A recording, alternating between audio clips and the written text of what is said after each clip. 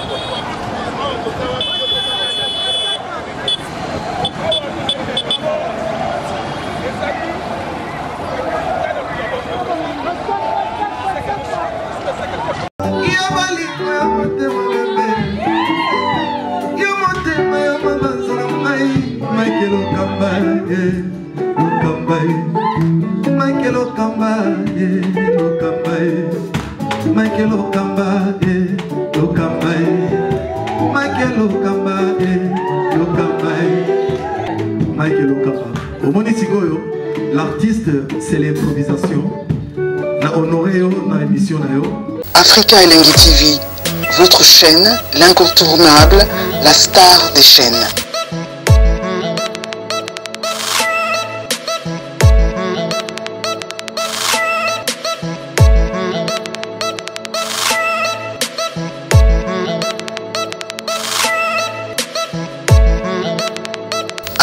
Africa Elengi TV, la magie de l'info.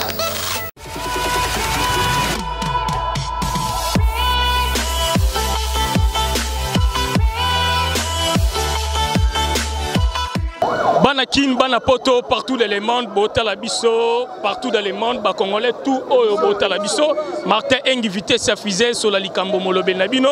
Alors, les lots, dans la République démocratique du Congo, la capitale, il y a Kinshasa, donc l'aéroport international de Kinshasa, Otolobaka, aéroport d'Engil. Donc, alors, les lots, population et la République démocratique du Congo, Batondi a un aéroport international de Kinshasa, pour causer la candidat Moko Obaponaki, candidat comme Martin Fayoul Obandonabiso et opposition, Baponaki est donc les lots arrivés na la République démocratique du Congo. Il y a une population basée tellement na Essengomakasi. Il y a la candidat Moko Oyo bandeko ya opposition baponai comme Martin Fayoul Madidi. Donc tozala bandeko baza tellement ébélé awa. Donc bandeko baza vraiment ébélé baza la candidat Moko ya opposition Martin Fayoul. Donc mbote papa. Mbote ndeko. Moi liloba muke batutu ba hotel na niveau poto partout dans le monde Bajama Kabunda 520 gigas pour na causer la Martin Fayoul Madidi Oyo azali candidat commun ya opposition. Biso tozala no ba combattant des risques. Auto risque na Fayoulou bana 2016 auto zo ba risque à dégâts tozala kutumike tozo kola na kati opposition lelo to yuto la musaba na Congo to yebisa bango ke base solo lelo ne bimi base amike bimaki mais vraie base yango bimi base eza o babanda kolobate eza siko Congo mo bimbande etelemi lelo signification ya base ne bimi siko lelo auto zelaki. Donc merci à trop tous peu bande ko misusu mbote papa mbote moi message mukena bande ko tuba la no na niveau libanda po Martin Engi vitesse ya fusée tozana po na bien mboka po na kota place nyoso balanda yo. Merci beaucoup pour la parole. Vraiment, tu sais pas les mingi, tu sais belé pour la cause la candidat na biso commun Martin Fayoulou. On a un candidat ya peuple. Tu lingi changement na kati mboka oyo. Vraiment tu lembi biso peuple tu lembi gouvernement oyo. C'est pourquoi tu poni candidat commun au côté ko tika changement na kati mboka oyo, c'est Martin Fayoulou Madidi. Yango na invité bande comme sous pe o batikali balanda ndeko Adolphe Muzito banda ndeko Jean-Pierre Bemba Moïse Katumbi et ndeko Freddy Matungulu to sangana biso to zala bon manko vraiment tolonga na kati tumba. Alors merci batu baza tellement ébélé na kati aéroport international de Kinshasa. Mote papa. OK, mote. Moi message n'ke pour na candidat comme o baponier o batutu baponier Martin Fayoulou. Non, moi je suis fier pour na candidat na biso comme o baponi parce que biso peuple congolais tozalaka na souci opposition a présenter candidat moko. Ya mwana candidat unique na biso eza Martin Fayoulou. Fayulu mutu apesa polote akosa peuple congolais tosouffrir mingi na mboka oyo yango wana le changement aujourd'hui c'est avec Martin. Si muninga par exemple bezoloba azwa muke message muke ah na sepeli pe micro na ngai oyo balanda oui na sepeli pe na ndenge to sangani boye pona président na biso nouveau président Martin Fayulu azokoma lelo pena toza pena sérieux po akoma to yamba na kimia nyonso mais ba corrompre biso na mbongo te na ba polote na nini te mais toza unique mapona ye to yamba na kimia nyonso. Merci to yamba na kimia nyonso batu bazali moi message muke batu balanda parce que opposition koto bakabwani koto Félix Akie na Vital koto Martin Fayulu na Matungulu na ba Moïse Katumbi moi message muke na bande koto balando po lelo eza koya ya Martin Fayulu awa na aéroport international de Kinshasa. OK, merci ndeko naza président fédéral ya MLP oyo kambama ya mwana mboka honorable Frank Diongo na Lukunga lelo toye pona kolakisa na mokili mobimba ete mwana mboka Martin Fayulu Madidi ayi bele candidat comme opposition koya toye awa pona kolakisa ete koyambe na nko na kopo na nini pour être peuple congolais et na besoin ya mbongwana ekoya na mwana mboka oyo ba voter et pas ya ba représentant na biso boye komona ndenge ba étudiant ba ko revendiquer droit na bango ba iko kufa ata ministre ata mokonzi mboka moko te ko assister bango to na pasi na motema mais to ebisi bango ete lelo to ko zela message oyo ko pesama na mwana mboka parce que to boy machine à tricher, machine à voter. Message est à mon corps. Tu as besoin d'élection, mais donc sans machine à voter. Si tu machine à voter, si le 23 est est-ce que l'élection pour participer au comment? Tolobi était. Tolobi était. Tozo qui n'a élection le 23 décembre, mais sans machine à voter. Ce qui n'anga à maintenir machine à voter, peuple congolais et qu'on se prendre en charge, donc on appliquer l'article 60. Merci, Mbote Maman.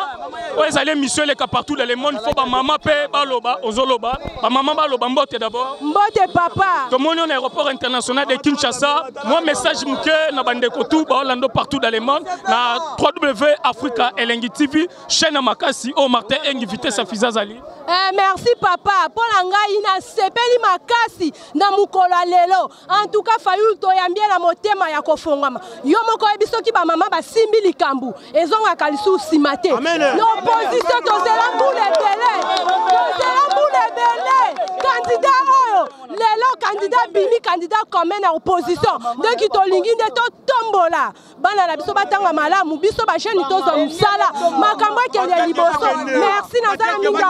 Alors merci à trop donc merci à trop ça message na batutu balando partout dans le monde. Francis Wey FBS donc partout dans le monde.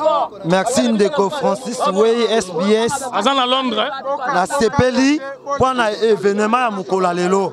Oyo ya accueil ya président Martin Fayulu candidat commun ya opposition et loko tozelango panda bané et belé o banda ikolobake opposition baza ba incapable siko lelo to komi capable to suis conscience ensemble avec la population mais pas avec une base. La base ça peut être structure de 10 personnes, 50, 100 personnes. Nous sommes la population, nous ne sommes pas une base. Et Martin Fayulu il est accompagné avec la population. Et Martin Fayulu Martin Fayulu il n'est pas venu pour garder toujours cet système de kabiliste. Ailleurs, on a déraciné Bango. Cela veut dire, Chadara Kozalate, Martin Fayulu qui sera le président. Boyoki Ango, le président de la République démocratique du Congo. Ce n'est pas un système. Il y a qu'à garder structure kabiliste, Bakendete. Kabilande individu Kendete. Martin Fayulu a un problème. Il y a.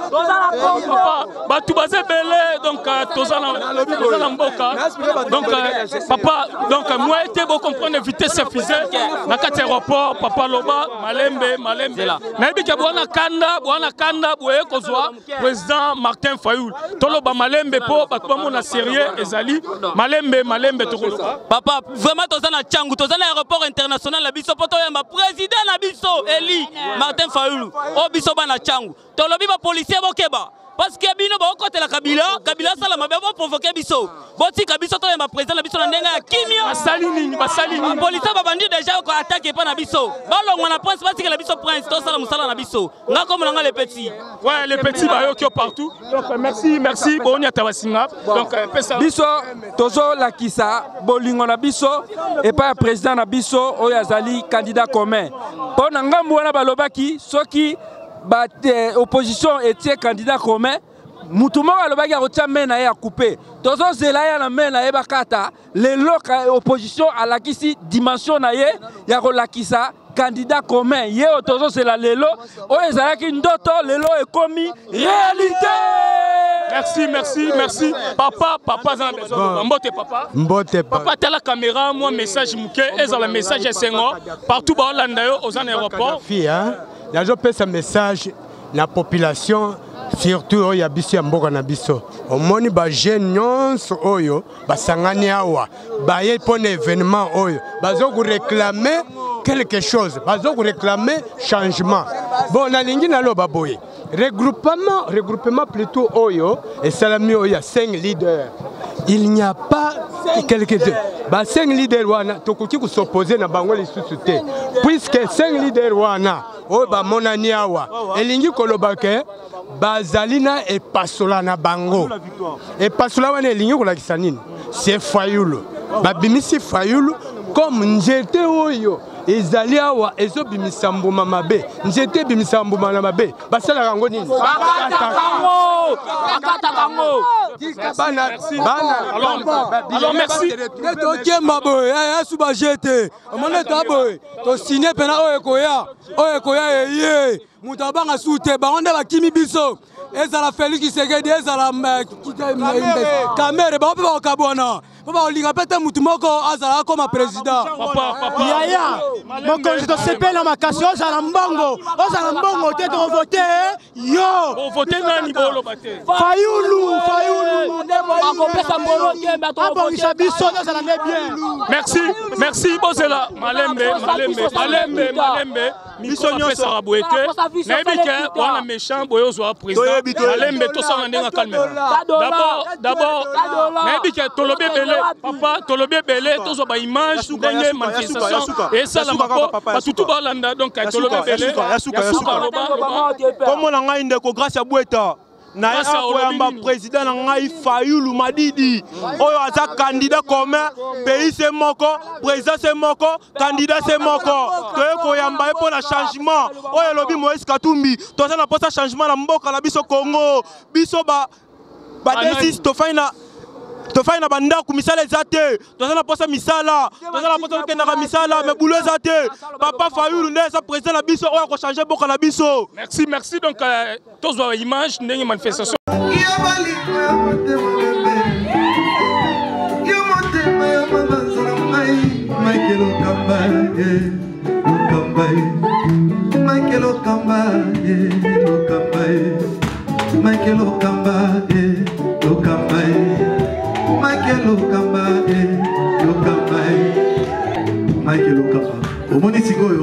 L'artiste, c'est l'improvisation. Na honoré dans l'émission. Africa Elengi TV, votre chaîne, l'incontournable, la star des chaînes.